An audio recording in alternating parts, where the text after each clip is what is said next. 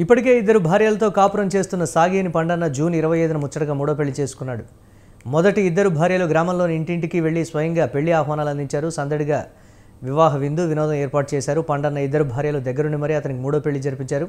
అల్లూరు జిల్లా ఏజెన్సీలోని పెదబయలు మండలం గుల్లెలు పంచాయతీ కించూరులో మూడో పెళ్లి వేడుక వైభవంగా జరిగింది.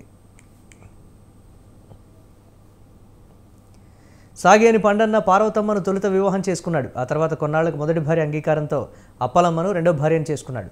ఇద్దరు భార్యలతో పండన్న సంసార జీవితం సాఫీగా సాగిపోతోంది. ఇద్దరు భార్యలతో కలిసి కాపురం చేస్తున్నా ఏనాడు ఎలాంటి కుటుంబ కలహాలు లేకుండా భార్యలిద్దరూ భర్తను చక్కగా చూసుకుంటున్నారు.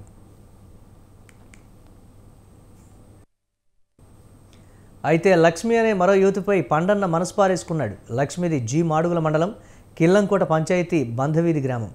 లక్ష్మిని ఇష్టపడిన విషయం తనను ఎంతగానో ప్రేమించి ఇద్దరు భార్యలకు చెప్పాడు. దీంతో తన భర్త ఆనందంలో తమ ఆనందం చూసుకునే ఇద్దరు భార్యలు పార్వతమ్మ, అప్పలమ్మ పండన్నను ప్రోత్సహించారు.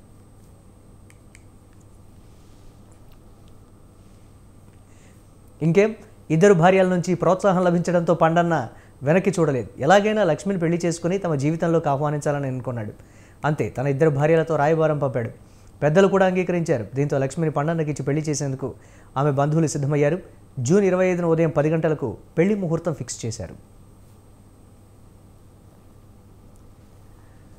సాగేని పండన్నకు తల్లిదండ్రులు లేరు. మొదటి ఇద్దరు భార్యలే పండన్నకు సర్వస్వం. వారు కూడా పండన్నను ప్రాణానికి మించి చూసుకుంటున్నారు.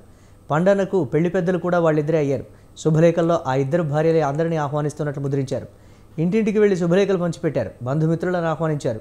మీ రాకను ప్రేమతో ఆహ్వానిస్తూ నిండు మనసుతో ఆశీర్వదించి మా ఆతిథ్యం స్వీకరించ ప్రార్థన అంటూ సాగేని పార్వతమ్మ, సాగేని అప్పలమ్మ అని శుభలేఖను ముద్రించారు.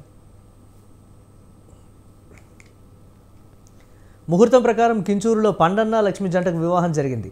నవవధువు లక్ష్మి తరపు బంధువులు, పండన్న బంధుమిత్రులు, గ్రామ పెద్దలు వివాహానికి హాజరయ్యారు. అదే స్థాయిలో విందు కూడా ఏర్పాటు చేశారు. అందరూ కలిసి పండన్న లక్ష్మి వివాహాన్ని గ్రాండ్గా జరిపించారు. పండన్న సంసారం సుఖ సంతోషాలతో సాగిపోవాలని బంధువులు, అతిథులంతా మనస్ఫూర్తిగా ఆశీర్వదించారు.